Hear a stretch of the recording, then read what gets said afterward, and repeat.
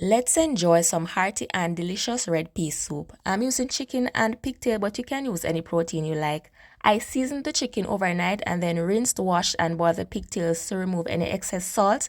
Then I'm going to pressure cook it with the peas, which will reduce the cooking time a bit. In the meantime, I'm going to start cooking the chicken, making sure to skim off any impurities. I'm also going to prep my vegetables and ground provisions. Keeping your ground provision in a bowl of water helps to prevent oxidization. Then I'm going to add the pigtail, peas, corn, yam, and half a pumpkin. And when those cook a little, I'm going to add the softer produce and vegetables. I put some of the coconut meal, or the trash as we call it, in my dumplings and then added them in, followed by my fresh seasonings. And then some fresh coconut milk within the last 10 minutes. Salt according to your taste. I didn't add any, the pigtail had enough. Serve and enjoy. As always, live life to the fullest and just enjoy food.